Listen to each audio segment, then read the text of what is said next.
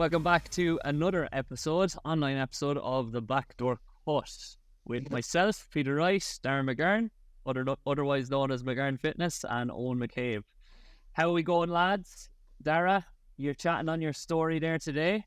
All big business plans, but Fermanagh had a good win at the weekend, putting it up to those doubters that we were speaking about last week. So, how's the form today? Yeah, form's good, to be honest. I was on a bit of a high yesterday after it. We were just kind of speaking, like, it's not normal, I suppose, for us to be dominating teams like Kildare, which I feel we probably did at the weekend. And then obviously going up in Navan a few weeks ago, and, you know, that's obviously not a place where it's easy to go to either, and we have traditionally not done very well down in Navan, even with some of our best teams. So we also should have beat them too. So the vibe, I suppose, around the camp is good. And yeah, especially it makes it even sweeter when everyone, I suppose, is doubting you constantly, and to actually prove that wrong and to put in good performances. So yeah, happy out. And it sounds like you're in a better frame of mind around the team going and winning without you at the moment than potentially at the start of the year when you had to sit out that first game of the season. But I would imagine that first game of the season, if you're out injured, is always going to be a hard one to sit out. Yeah, no, definitely. Like, that's when it kind of hits you, I suppose. Like, I was kind of in a bit just in the zone, kind of just doing my own thing, just trying to get back. And then obviously when that first game came, it's like, right, you know, you're just mad to get back then, but that obviously tames down and you just get back to thinking about what you can actually do to get there. So, no, it's always, you know, still at the end of the day, a Fermanagh supporter as well as a player. So I'm absolutely delighted to see the team actually going well, and that it just makes me, to be honest, it gives me even more of an urge to actually get back in there and get back involved, because of what we could potentially achieve within Division 2 and pushing on up towards Division 1, as Owen has mentioned to me there earlier. He believes Fermanagh Division 1 team anyway. Antrim are right up your holes in Division 3, another win for them as well. So, Owen, did you head down to Corrigan Park at the weekend, and what was the vibe like amongst the squad there to get another win? Yeah. I've always said it last week. There's definitely good atmosphere about, and not fast to get the win there at the weekend. Probably the conditions were nuts. Like, the wind going across the pitch was mental, and sort of always tricky enough in Corrigan. Like, it never really favours anyone. It's always coming in off the mountain across the pitch, like. But conditions were poor. But someone was chatting to one of the players there. He was in the gym and he was saying he watched it back and he's going, "Fuck, that was a boring game." But when you're on the edge of your seat watching it, like, it was exciting. I was going, it's happy enough, like. But once to get the win, I suppose the lads were challenged big time in the second half. But did enough to see out the game and won the game. Big another big 2 points for us, and yeah, 2 from 2, so happy out. And when you have 2 from 2, like, what does it feel like amongst the squad? Does it feel like, okay, lad, this is what we planned at the start of the year, we knew this was going to happen? Or do you just try and ride that momentum as much as you can and try to squeeze as much juice out of the orange as possible? Darragh? Yeah, I suppose you're never really, you wouldn't really look at it in a way of, you know, do we expect to be? You just take, like, as silly as it sounds and people don't like hearing it, you actually are taking each game as it comes. You're just wanting to win that game. So, yeah, to be honest, that's where you're just happy out to be in a good position and actually start the league with a bit of momentum, because if you start the league off on the other side of the coin and you've 2 defeats, it's a lot harder to get yourself up for games and start gathering that momentum. So I suppose it's key to, like, you're still not the finished article or anything, and there's still loads and loads of stuff that we need to improve on as a team. Like, loads of, I suppose, tactical stuff in games that, you know, wouldn't be perfect at the moment, and that obviously gives us confidence too that, you know, there's still stuff we can improve on. So if we can go and implement that, next day out, obviously we've got Donegal, so it's going to be a massive test. So, you know, we're not at the peak just yet. So it'll be good to, I suppose, work on those things over the next couple of weeks and actually turn up and compete with a team like Donegal. Oh, and Darragh's just given me an all credit to the lads there. Are you going to give me anything different? I was going to say, didn't I? We swore we wouldn't be an old fucking cliche podcast, just that team. It's always the team the lads played well. But I'm probably going to say the same. We last year, the way we were sort of looking at it, like this stage last year, it took us a whole league campaign to get the 4 points. Like, I think it was the second last game against Cavan. We beat them and got 2 points from that. But so yeah, like you're riding the wave, yes, but literally, like, you can't afford to take your eye off the ball and look too far ahead. I think it's good now that there's a wee bit of a, I don't know if it's a good thing or not. Like, I was going to say, we have a break now, we have no game next week, and then we're played down in 2 weeks' time. But like right away, like all the talk straight away, even chatting to people today, it's down. Like, there was no real chat about yesterday's game. I'm sure we'll review it and whatnot, but right away it's on the down. Like, neighbouring county at home. It'll be exciting couple of weeks here. And that's what I wanted to ask, because Stephen O'Hanlon last week said after their win in Croke Park that we're not going to get too high, we're not going to get too low, we're just going to stay as level as we possibly can. Are there any games in the season in the league that potentially you do get high or low depending on the result? So if it is your neighbours like down and you get through them and you're both on top of the table, first and second at the moment, and you get over the line and get that victory, Owen, do you reckon that the dressing room will feel a little bit different than it did at the weekend against Offaly? I'd say it probably would be nice. I think any game where you're in against neighbouring counties, it's there is a wee bit of added space to it. Like, I'd say it'd be nice. And it's here, like, I drown that there was under the bus here. Here's a be jumping around the change rooms. You'd have the wine out. Go by the chains were on there yesterday. I'd say it'll be a good atmosphere. But I could say the exact same thing to you, Darragh. Like, Donegal next weekend, big Jim McGuinness back in. Like, if you get over the line there and you're after getting promoted and you're winning these games, like, I'm sure the vibe in the dressing room is going to be slightly different than it was after maybe this weekend. Yeah, no, like, I'm not going to say any different. I suppose it definitely would be different. There'd be an unbelievable buzz. Because, like, it's, you know, Donegal are favourites to win Division 2, so it would be only natural to, if you beat them, to, you know, I suppose, be in better form and to probably celebrate it a wee bit more. And obviously it's a neighbouring Ulster team, so who are probably, I suppose, thinking of themselves as contenders for Ulster as well. So, no, I can imagine there'd be a huge buzz in the change room if we topple them, especially down in Letterkenny as well in their home patch. So, yeah, they don't have too fond memories of us coming down there, because I know we went down and beat them a couple of years ago in Division 2, under Rory. So, we're hoping for a repeat of that. Well, you said it there, like, you said they're probably thinking that they're contenders for the Ulster title. Like, if you know anything about Jim McGuinness, it's not thinking or talking about being contenders. He's going in there and saying we will be Ulster champions. Yeah. How much does a figure like that, with an aura like that, impact on a team, do you think? And does it come into your thoughts when you're going to face them, even, that these potentially aren't the same team that they were last year, Darragh? Yeah, no, it definitely makes a massive impact, especially when you know what the Donegal was like in 2010, 11 or whatever it was when he was in charge. Like, so, you know, things are going to be put in place, specials are going to be put in place, training's going to be, you know, obviously at an unbelievable intensity. There's going to be huge buy-in from every single player involved. So you just know what's coming in terms of an intensity level, in terms of a structure, in terms of just a hunger to win. Like, that will all be there in abundance. Like, and then obviously they've got the quality to go with it too. They've got players back this year, you know, Ryan McHugh, and a few others to add to that. So then obviously there's just a massive buzz within Donegal when, you know, they know that he's in charge again, and he obviously has one motive, and that's to win the Ulster title, and probably more than that even in the next whatever many years. So it definitely changes, I suppose, your viewpoint as a player when you're coming up against that, compared to what it would be maybe under previous managers who didn't have the same success, I suppose. Owen, have you faced anything like that yourself in the past, and did it affect your game, or did you let it affect your game at all?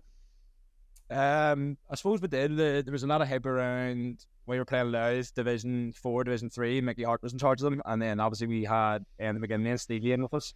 The two Stevies all from Tyrone, like, so there was a bit of talk about that. But used in a positive way, like it does bring the motivation, but at the end of the day they're not the ones playing. Like, you know what they're gonna bring, but I think it can be easy to get caught up in that sort of hype as well. You know, like some teams they have a manager in place and they almost use the manager's sort of reputation to sort of try and bring themselves up as well. But yeah, I suppose like at the end of the day, you have to get on with it. Like, it's part of it. Like, yeah, at the end of the day, you have to play the game, play what's in front of you. Instead of, like, even if it's a big game, you don't play the occasion. Like, you have to sort of just focus on the task at hand, sort of thing. So there is definitely talk about it, but I suppose as a player, you're trying to block it out as much as possible. You may talk about it during the week and then maybe chat about it, but at the end of the day, when it comes down to business, like, you're not thinking about it too much, and you'll probably forget all about them whenever you cross the lane. Like, You do forget all about them, I'm sure, but we don't really see in the GAA that often a manager try to take the pressure off the players by accepting a lot of pressure from the media and maybe saying divisive things in the media, like we do in other sports like maybe soccer or rugby. Why do you think that is? Or can you think of any examples, Darragh, of managers that have gone down that route of trying to stir up emotion in the opposition pretty frequently? I'm not sure, to be honest. I suppose it's just a way of potentially getting. I know, like, managers utilize that for the sake of their own players more than anything. Is like, I know I would have been under managers that would have nearly made up stories about, you know, what was coming out of the other camps, or what, you know, media was saying about you, or media was saying about you as a group. spell. Nah, I'll be all right. But yeah, I think it's just a way of getting a bit more out of your players, to be honest. And I think it's worked in the past, to be honest, as a collective. And you know, I suppose with managers like Jim, he's just trying to get every single thing that he possibly can that's going to help the team, and all those 1%ers are going to be nailed. So, those wee small tactics, I suppose, have probably worked from the past, so we'll probably continue to do them. On anything from opposition camps, or from your own camp, or any experiences in the past of managers trying things like that? I don't think so. Like, no, I haven't really experienced any of it. Maybe a few stories of such and such said this or such and such said that, but nothing drastic. Like, there was one case, someone had a few pints and had said something, and then it got fed back to us, and we ended up getting bait anyway, so it didn't make a difference. It was Darragh, obviously. If anybody is... Wasn't even down that. No, it wasn't. Just laughing at the fact. Actually, I met us in the PD in Andytown there after the Killers, and he was slobbering away about McGurn. Like, he says, if he's like, how long to write that one down? use it as fuel. But like, in all seriousness, lads, like, given that you have the profile on social media that you do you think that that's been useful to develop a little bit thicker skin as you grow and get a little bit older? Because obviously you do get comments like, Owen got one last week on the Backdoor Cut, even for his selective use of language. Like, do you become more resistant maybe to external voices and maybe negativity because you're in the online space, Owen? Yeah, I think you have to, like if you're putting yourself out there, like, you're open to criticism, like, it's part of it. There's actually stages there I wasn't getting enough, and I was kind of going, fuck, I want more here, like, I want more criticism, and not rubbing people up their own way enough yet. So, like, of course you do. Like, it's part of it. If you're putting yourself out there, everyone's going to say something, especially I think in Irish culture and society, like, that's sort of tall poppy syndrome. Like, if someone's trying to go against the grain, people will be very quick to cut them down. But To your face, they'll probably be 100%, but God knows what they're saying behind your back. Like, but nah, listen, all in all, it's usually grand, but you get one or two comments, like, but you normally have something that comes back at them, like, so. Nah, it's all good. It's enjoyable. Yeah. What do you reckon, Darragh? Are you able to handle yourself out there? Yeah, no, like I always kind of enjoy reading like the comments that people might write that are, you know, going against you or whatever, because it tells me a lot about that person, to be honest, which is funny, like that they don't realize that themselves.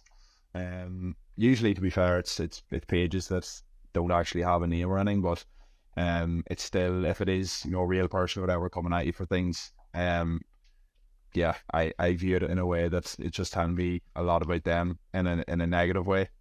But like you look at any page online doing anything well with high enough amounts of followers and posting regularly, every single one of them will get hate. So you can never take it, like, it'd be completely stupid to take it personally, because it's literally just a part of the game, I suppose. You know, it's a different story if people close to you are actually, you know, starting to talk negatively about you or give out about what you're doing. Then you might actually listen and think, right, am I actually being a bollocks there? But when it's from, you know, random kids online, like, it's funny. It's funny because it's either random kids or random like middle-aged men. There's no in between. 57-year-old man. Yeah, 20 to 40-year-olds generally aren't having a jab, like, or having a cut off you. Like, it's generally people at the opposite ends of the spectrum. I don't know what that says about them really, or those age demographics, but it's noticeable. But I'm interested because obviously you're probably both going to disregard my comment of the space that you're in, or that other people would say that you're influencers. And I saw that Kevin O'Callaghan in the Kildare programme had down that his occupation was an influencer. Now he's working as an online coach. Maybe they changed the programme and what he had put in to influencer to make it more understandable and digestible for the people reading. But I wanted to ask you, what would you put down in your own match program, or what do you put down when you're asked what your occupation is? I think I've just gone to S&C coach. Nice and bland. Yeah, no, I wouldn't be putting down influencer anyway. TikTok. I'd rather not. But yeah, that would leave me open. That'd leave you open to quite a bit of abuse, I'd imagine, on the pitch. Kevin probably heard a good bit about it at the weekend, if you ask him. But yeah, online SC coach, I'd imagine would be the turn. Do you ever have to, though, Darragh, like, just say, like, a TikTok or influencer? Because obviously your episode on the GAA social, the lads were trying to figure out what you did for about 10 minutes.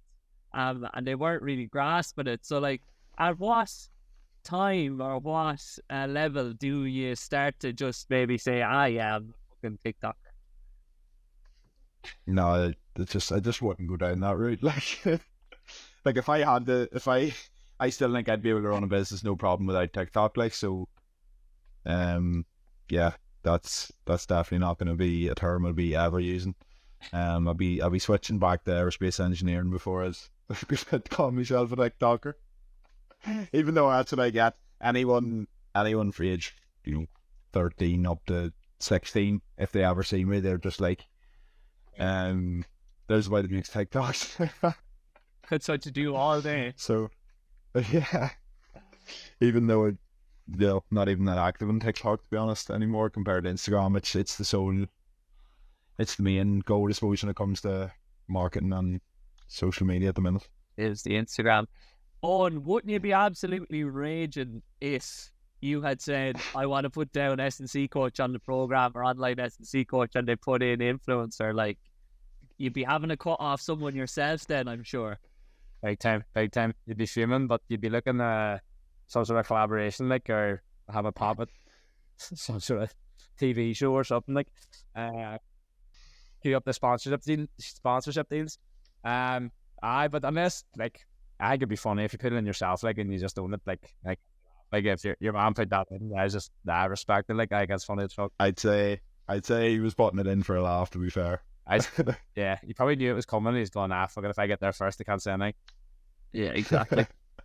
And I've seen some quality jobs going, like fishmonger but as a back on and somebody that isn't going to shirk the verbals during the game, like if you see that on the program beforehand, are you licking your lips going into Darragh when he has influence you down on it?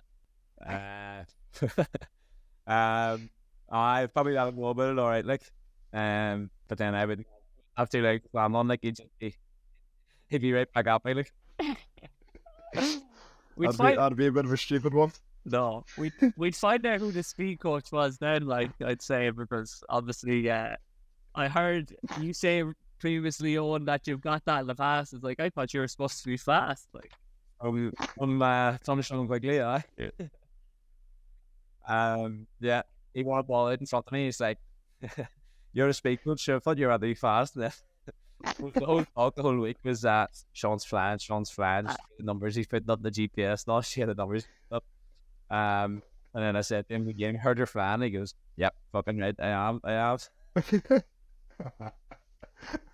So obviously you got a bit of a giggle out of that one. Darragh, what's the cleverest thing that's been said to you on the field that you've had to actually stop, laugh, and say, fair play, that's actually a good jab? Oh, sure. Like, I actually rarely got into verbals on the pitch, even that side of things. I've been called fat on the pitch before, and then I turned around and said, well, in the body fat test, it was actually the leanest one on the team, so you got that one wrong. Pure logic and reasoning.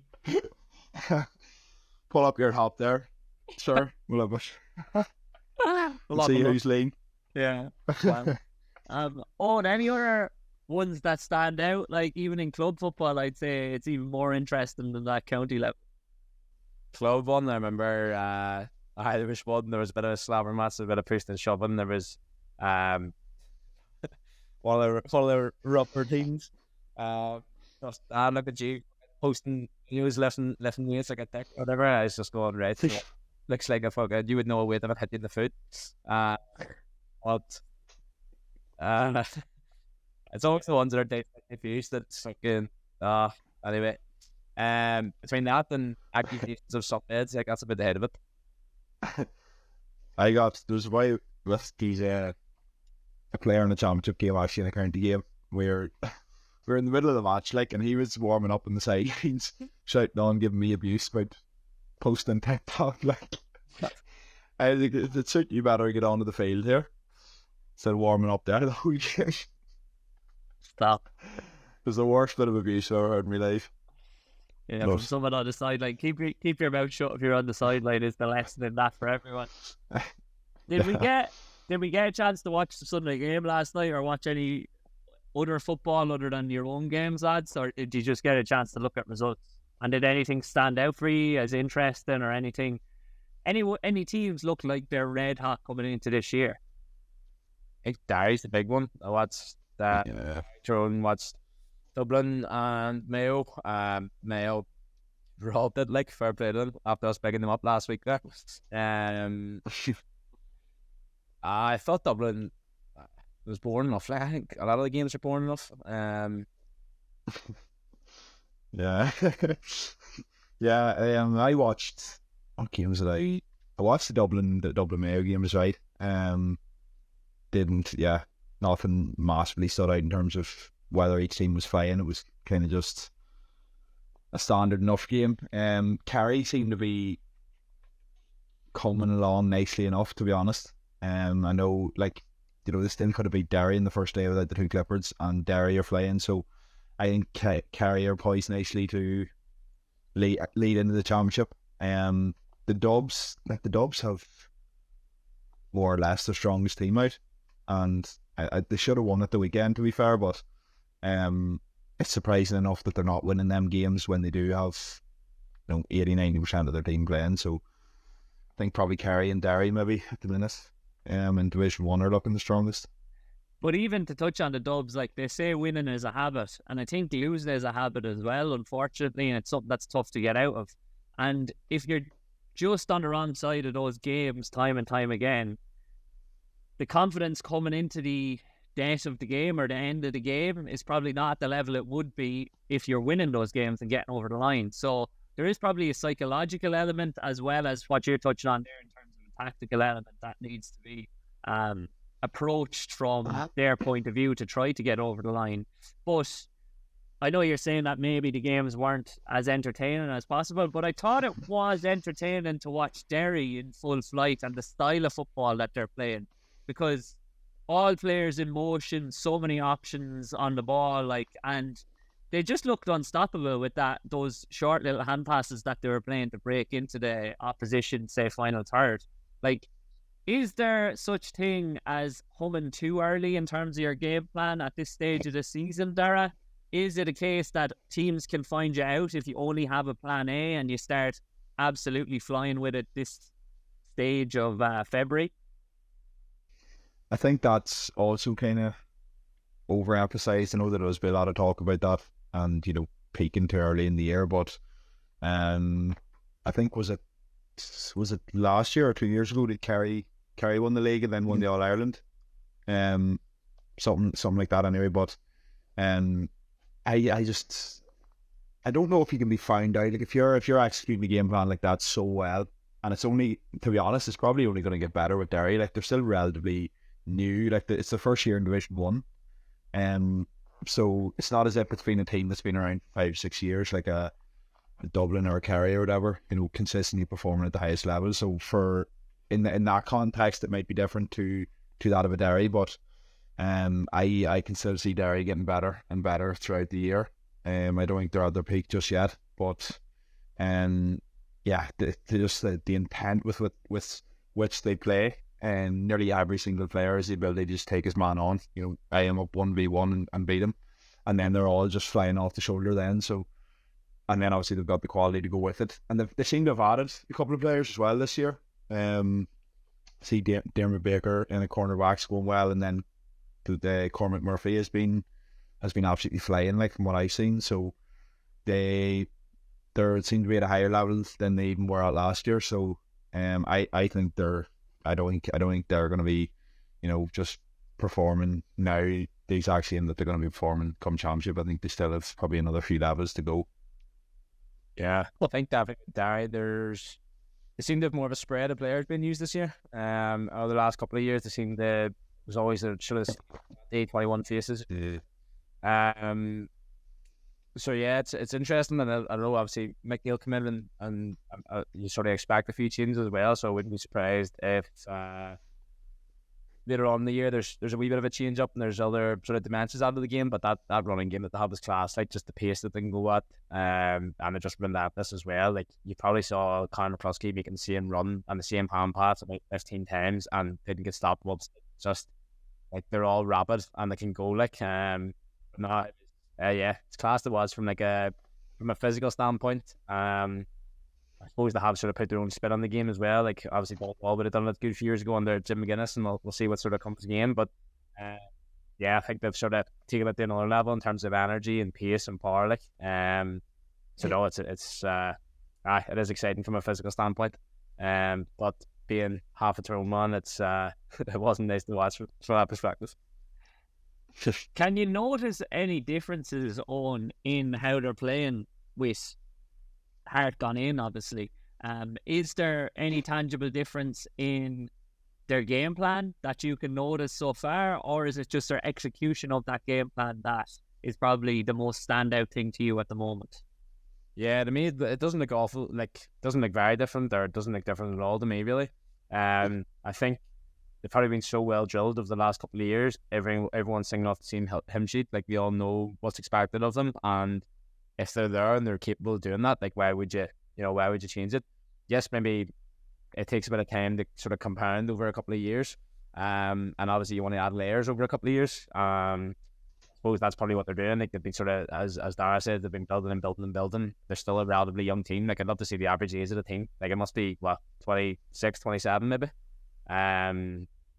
So yeah, like there's serious potential. Like from a game plan standpoint, I think it's pretty much the same so far, but I'm sure they'll add more to it over the next couple of years.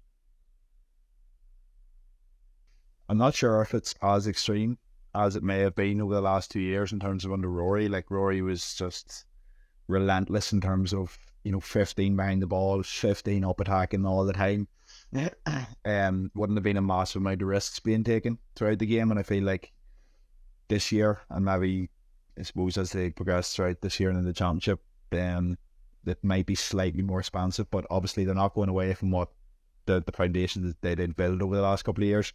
But we may see a wee bit, I suppose, slightly more open football in terms of that. Like under Rory, it would have been nearly as soon as you lose the ball, every single man was just sprinting back and setting up shop. So, that may change. It'd be a bit more pressing going on up the field, and just the relentless side of things will still be there, obviously. But in terms of being like extremely structured, I'm not sure if it'll be the same as it was the last 2 years.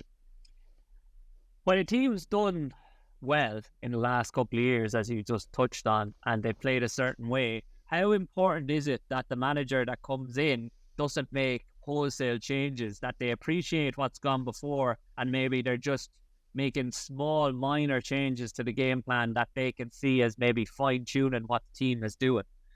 Have you guys had any experience of maybe the opposite to that in the past? We'll start with you, Owen. Like, has there been any manager that's come in and just basically tore the game plan up and started fresh? And is there any benefit to doing that as well? Yeah, I think from any of my experiences with Antrim, I think with under the three managers that I've had, I think they're each had a different setup and a different approach. When Enda came in as with Stevie O'Neill as a coach, and it was class, so enjoyable, just so much kicking, shooting, just real. I think I said it before. I can't remember who was chatting to, but it was just real basic stuff, but just done really well. And it was class. But then Andy's come in again, and we've gone for more of a running game, and we're a lot fitter. We've done a lot more running and training. Yes, he still wants us to kick the ball when we can, but there's definitely more of an emphasis on the physical side of things, and the players have definitely gone up a level in terms of conditioning, in terms of strength, in terms of size. And I definitely feel that was needed to be able to compete against teams at a higher level. Like Fermanagh. Darragh, what do you reckon, like, in your time, even at club level or county level, like, have there been major changes that have gone wrong or major changes that have gone really right when new managers have come in? Yeah, I suppose from my experience under Fermanagh, we've had 3 managers now, and I'd probably say that each approach has been different. Obviously, again, when we were under Rory, it was a similar enough approach to what you're probably seeing with Derry over the last few years. It was 15 behind the ball. It was attacking numbers. It wasn't great to watch. So we didn't. I think when the year after Rory left, we didn't massively go and change everything.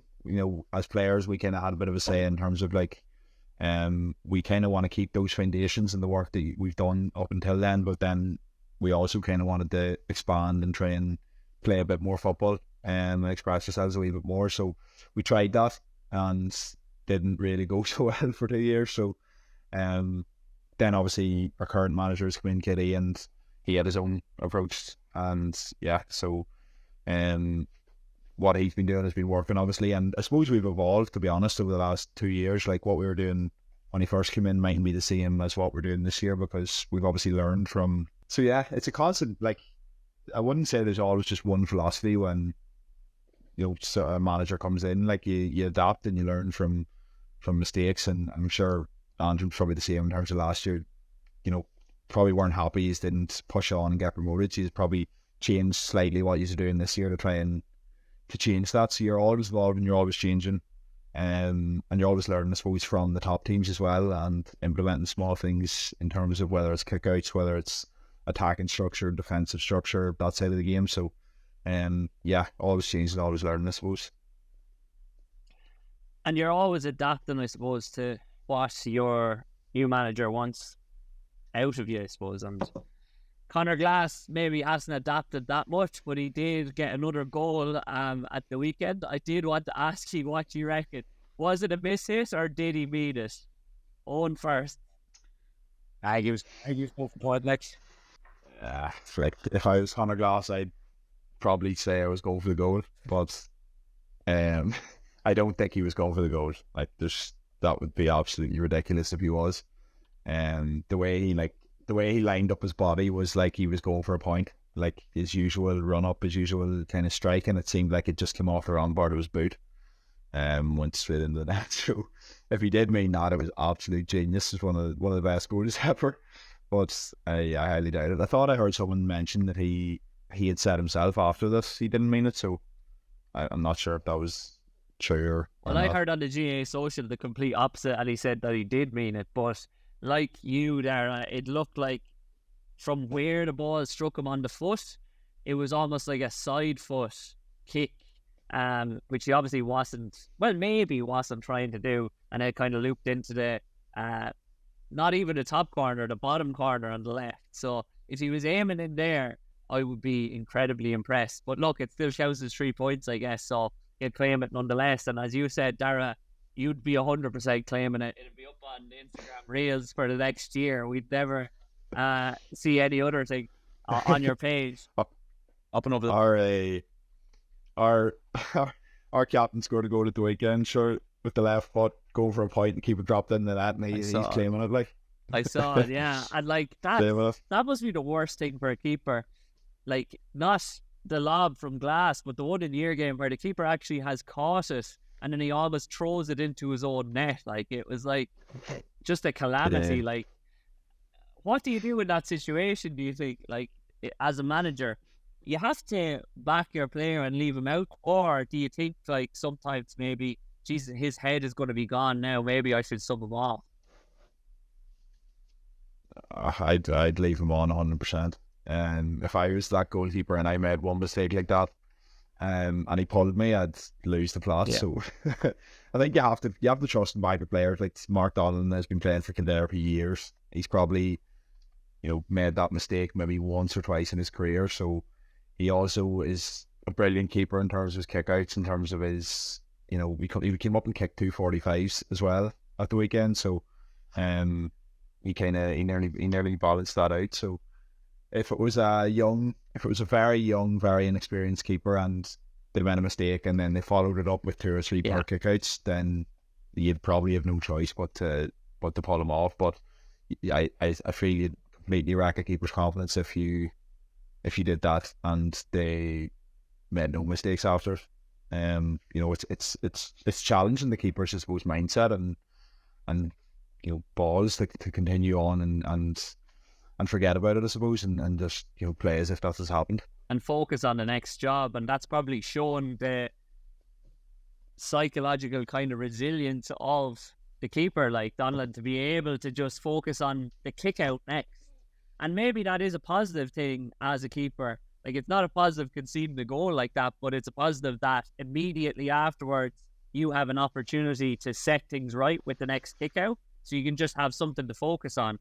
Whereas I would imagine if you've missed a scoring opportunity, either of you in the game, and you're trotting back into position, sometimes it might weigh on your mind and you might be thinking like, okay, I need to do something straight away to try to overcome or get past the mistake that I just made. Whereas realistically, you kind of probably just have to go back to basics and wait for the ball to come to you and then try to do the next action as good as possible or as effectively as possible, implement it.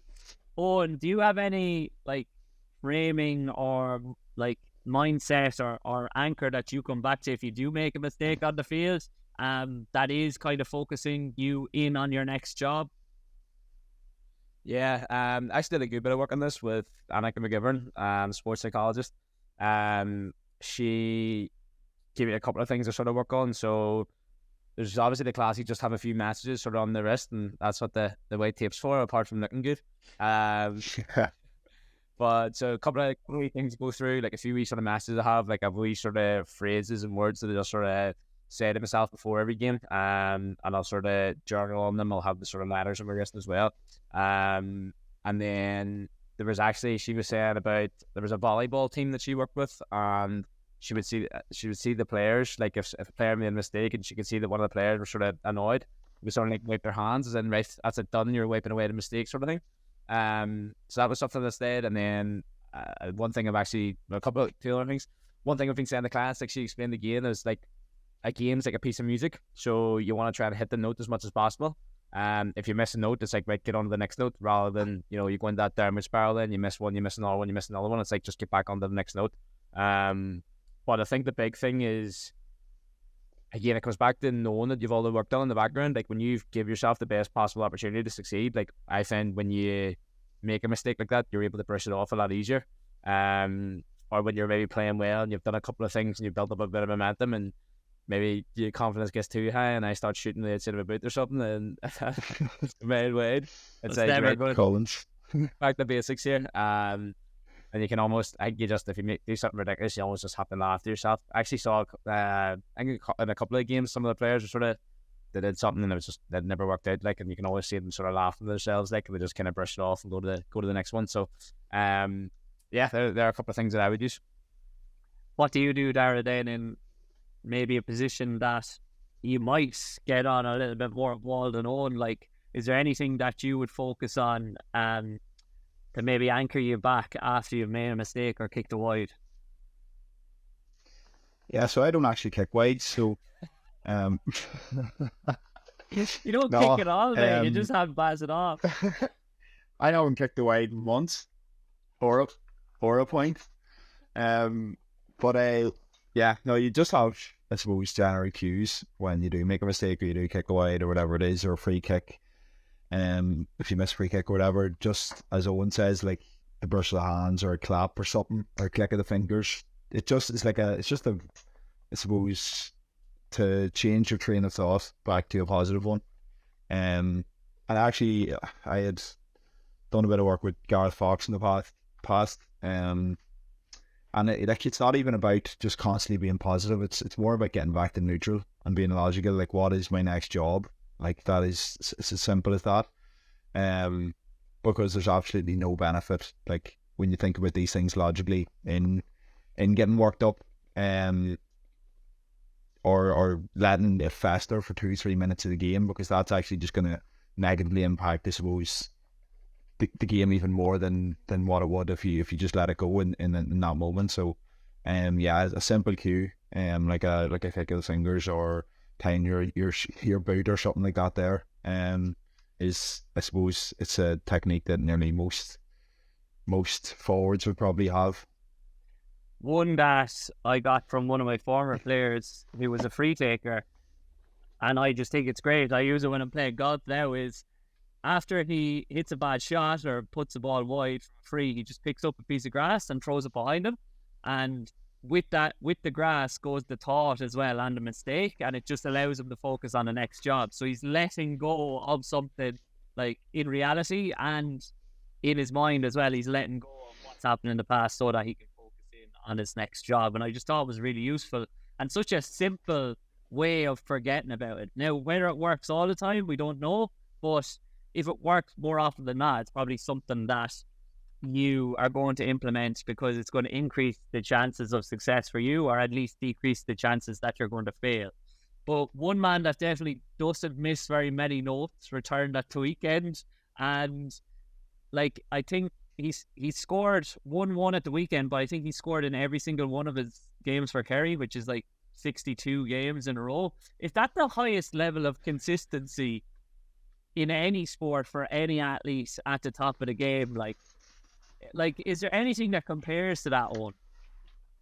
It's insane. Like, and it's the heights that he hits. Like, even watching him, I think it was the All-Ireland final. Like, he didn't have a great performance, but he just kept going and going and going. He just, like, there was no sort of backing down. Like, it was class. But yeah, from a consistency standpoint, like, insane. And from day one too, like, as soon as he was in that senior panel, like, he was stepping up, and he was at that level right away. Like, so, yeah, consistency, insane. I can't think of too many other players that have been that consistent over that period of time. Like, and What do you reckon? Yeah, I just think it's absolutely crazy that stat. Like, it's even watching yesterday against Monaghan, like 2 or 3 lads absolutely hanging out of him, and like I was watching the game thinking, I don't think he's going to score today. Like when I watched the first, like there was maybe 7-8 minutes to go, and he was getting absolutely dogged every time he got the ball, but he was being smart, and I suppose he was laying it off, and he was just taking bodies with him, and Kerry were getting scores of it. But I was thinking in my head, like he actually seems happy enough to just have that role today, to just create other scores and have lads hanging off him, and then 2 minutes later he pops up with a 1-2 and puts it in the bottom corner and tags a point on about 2 minutes after it. Like, so he's just absolutely relentless. See the chip And Sean O'Shea score as well. yeah, just instinct is what he seems to play off nearly all of the time. And then he has serious physical qualities to go with it, like the size of him, and he seems to absolutely relish a man hanging out of him too, which for a defender probably isn't the best thing, to be honest. Like, it makes him better when someone's up in his face, because he is so big and physical. He can just like, I suppose, match the defender and more, I suppose, in that aspect too. So there's a bit of badness in him as well. Like, it's hard. Like, there definitely is. Like, you're probably looking at Tiger Woods type stats or Roger Federer or Novak Djokovic to look past them. Like, he's so young still, as you've just touched on there, that like he has so much more of his career to go yet. Are we looking at potentially like a LeBron James of Gaelic football? Like, who would you compare him to? Because people do compare him to Messi sometimes, the Messi of Gaelic football. Like, what's the most appropriate athlete that you could compare him to in another sport? And then off the back of that, the talk about LeBron sometimes is maybe he hasn't won as many championships as he should have in the long career that he has. Like, how many championships would you say is going to leave no doubt that David Clifford could be in time maybe the greatest player of all time? yeah, Messi was actually, that was, when you said about comparisons, that was probably, in terms of consistency, that was probably one of the things that I was thinking, like. But I think he is, just what he's done so far and the impact that he's had has been insane. And like, if he keeps that going for another 4 or 5 years, like, I think there's no doubt there, like, that he's one of the best players of all time. I think it's unfair to judge someone, I suppose, on their amount of championships as like a way of saying if they're the best ever. Like, Peter Kahneman was down as probably top 2 best ever, and how many championships did he win? Like, so I just think it's ridiculous. Like, to be honest, like I suppose he has probably dragged him over the line, in that All Ireland, but if he doesn't do that, 5-6 more times, I don't think that's a fair way, because you can't really control how strong as a collective the other teams are going to be. So, I still think already he's potentially the best ever, and it's really just a case now whether you can actually stay fit for the next 6-7 years and play consistently. That's going to be the biggest challenge, to be honest, because with the power and the pace and all of that he plays at, and the amount of load that he probably experiences with the club, the county, he was playing colleges last year as well. Will he be able to sustain that over the next 5-6 years? It'd be good to see, I suppose. But then again, maybe you do have those outliers at times, and maybe he is one of them, and maybe he's just an athletic freak that's going to be able to do it. You'd hope that would be the case. But I know that there was lots of chat, obviously, about that we talked about last week, and the Derry lads and get back into playing, obviously, and we were talking load management, and some pundits are poo-pooing load management and saying it's a load of horse shite, really. But like, it is just trying to get the most out of the players that are there, and it is player-centred, I suppose. So, like, do you worry about his load management when you are rolling from the club season straight into the inter-county season? Like, even Shane Walsh, after Crokes won the All-Ireland last year, say, he did take some time off, whereas we don't really see Clifford take any time off. Like, that's probably the longest amount of time off he's taken in about 3 years. Yeah. I think I suppose there's 2 ways to look at it. I know Matty Downey, when he was on, he was saying he was probably at his most robust when he was playing club and the college and the county and just sort of rolling the whole way through it. He's playing football year round. So I suppose if he's getting games and he's always at sort of game ready and he's always at game conditioning, that's something. I suppose maybe the change in environment. He's gone from one team into another team into another team. Maybe that sort of changes up as well. But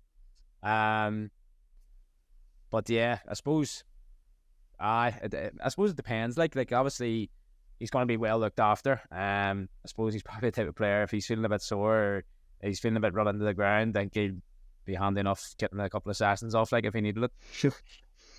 Yeah, I think load management, like, it comes down to what you're doing away from the games. I think you can get away with playing a lot of football in terms of the game side of things, like between colleges, between county, between club. But it's about having smart coaches and smart management that will not make you, do extra runs or do extra condition or do, train 2 days after playing a game if you have another one three days.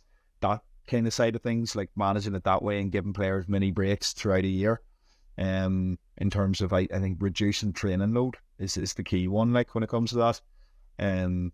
Because so often I see players who are involved with 2-3 teams and they're continuing to, they're still expected to train, whether it's a light session, whether it's a heavy session, or it's a medium session, it doesn't matter.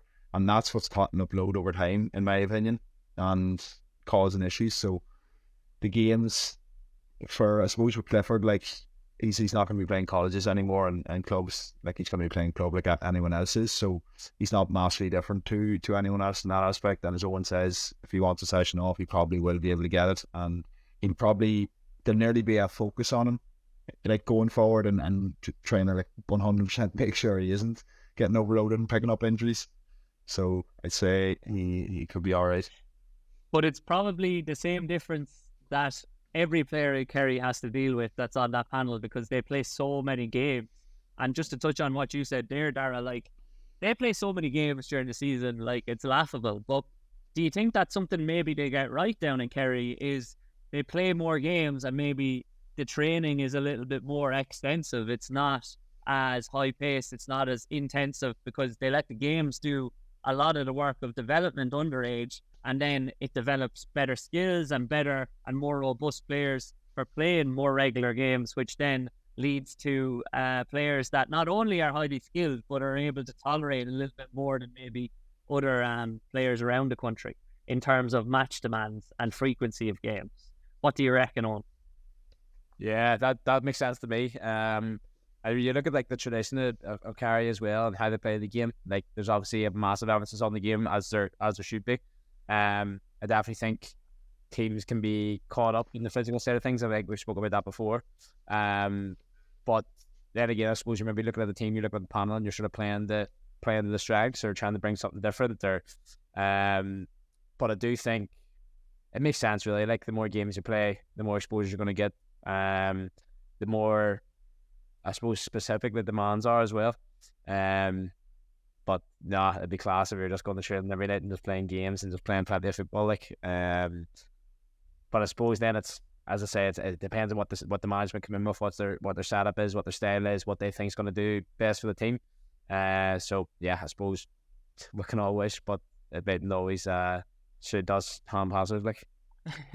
It mightn't suit every county setup as well, because is key to it maybe, Darragh, that they're starting playing that frequency of games at a young age, so then they become better adapted maybe to playing of that frequency. Like, if you were told to play the same frequency of matches now in Fermanagh, what would you say to the manager? I don't know, like, it just seems to be in Kerry that there's always been, like, 90% focus on the football side of things. Like, and I suppose that's just been the way it's always been framed when you think of Kerry and you think of what's been traditionally thought of down there. It's always been like even in terms of the way the senior teams played, like, it took them a while to start to adapt and to start to maybe think about both the kicking side of the game and obviously the structure and the defensive side of the game. So it seems to be a big focus. And I'm not actually sure I didn't actually know how often they play games down there in terms of their club setup, but I'd be happy enough, to be honest, if it was mostly games. and that was the way that you were supposed to building your load over time and building your conditioning, you'd be delighted. But then the other thing that we're probably talking about and not touching on is we probably, and we definitely actually only see the cream of the crop. So we see the outliers within Kerry that can tolerate that, whereas I know myself that I work with footballers down in Kerry who maybe haven't dealt with the load as well as those lads that are on the senior panel, and maybe have pulled up typically, well, from my experience, it's been hamstring or calf related. So there are definitely guys that don't make the cut and can't tolerate the same as what those elite inter-county athletes can. But maybe it's a case that those guys that are on the team are such athletic freaks, and there are other athletic freaks in Kerry, but if you're not to a sufficient level in terms of your football ability in Kerry, there's going to be another guy that is equally as athletic as you, but potentially is a better footballer. So maybe it's just a cultural thing, and maybe it's the system that works down there because there's so many people playing football. Like, it's number one sport, everybody plays. Maybe it wouldn't work in other counties where you are, I hate saying competing, but there are other sports being played, and there are other commitments and maybe a different culture around the game of football. Is that something that you've seen in Antrim maybe? Owen, like, our lads playing multiple sports, whereas maybe in Kerry they're just playing football year round? Yeah, definitely a club level in Antrim, big time. Like, there's so many dual clubs. Even our own club, like, we'd have, there were some stages last year where if just footballers were training, hurlers had a game or they had a championship coming up, we'd have maybe 8, 9, 10 people at training, like, and sure, you can't do anything with that really. So club level is definitely affected in the way it's so hard to get rid because there are so many dual clubs. I think up North Antrim, like, they're all predominantly hurling. I don't know, maybe all Denoy probably near won the championship like this, but I think they'll start playing football come championship time. And then they're mainly hurling the rest of the year, so it's probably a bit easier to manage up there. But there's so many of the city clubs play both hurling and football. It is very hard to balance. Like, you can definitely see that challenge. Darragh, you going to tell us about the hurling in Fermanagh in the home club, or are you going to say something similar? Yeah, well, Fermanagh, to be honest, there's not a massive amount of hurlers. Like, if we're being totally honest, like, there's only really one club that is massively affected, and they are pretty hampered in terms of, like, there's no really, like, no one, when they're planning out the start of the year, there's no real consideration for them, and sometimes they have to just plan their games and move their games to different times of the year if it's clashing with hurling. But the hurlers actually play, I suppose, like, a large part of the club hurling that goes on in Fermanagh now is in September, October, November time when the Ulster Club does be on. So it doesn't really cause a massive amount of issues because usually most club footballers are done by then. And then throughout the year, obviously they're with the county panel. So yeah, there doesn't really be much of an issue here apart from with one club. So Darragh's saying more games in Fermanagh, and then he'll be able to last the length of the season in the future, hopefully, if he's not living in Bali at that stage. Lads, good chat again for another episode of the Backdoor Cut. We'll be back again next week. What is on the agenda for the week coming? Obviously, a couple of big fixtures on the horizon, but he hasn't even updated us as to how things are going. I think you're both doing individual sessions with quite a good rehab coach in the next week or so. So, are you excited for that? Yeah, buzzing for it. Can't wait. Been sort of chipping away, got back in the dribbles there Friday and Saturday, hit 7.2 meters per second, so we're absolutely flying here. No, everything's really good, pain's down, so hoping to get back, all being well, if Alice gives me the go ahead, try and get back in the team training here over the next couple of days, and hopefully get a bit of game time soon. Part of me is like, I'm almost hesitant to sort of give myself it because I've been saying, right, I'm targeting this game. Yes, you put everything in. Again, you're focused on the outcomes. You need to focus on the inputs. But I think with every player, they always just they set themselves a target of trying to get back as quick as they can. Like so, but no, looking forward to meeting with Alan here. We're obviously going down on Sunday, going to the workshop, and then going and do the session with him on Monday. So be interesting to see what he picks up and see what he sees, and then be able to sort of. Alice actually, she's going to the workshop on Saturday, so she'll be able to everything else sort of loop background and feedback in. So I'm interested to see how the two of them work together, what she sees, what Alan sees, and then what I need to do then at the end of the day. So now looking forward to it.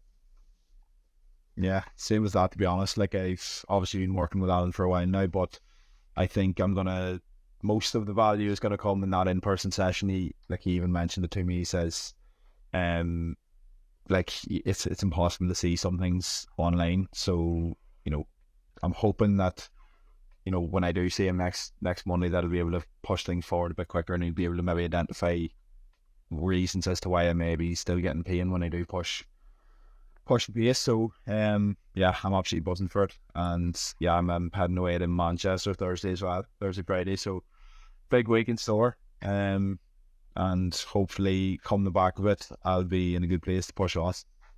Right, lads, well, enjoy the week. Enjoy the week to all of our listeners as well. We're happy to get this out on the week of recording, and we'll be back again next week for another episode of the Backdoor Cut. You.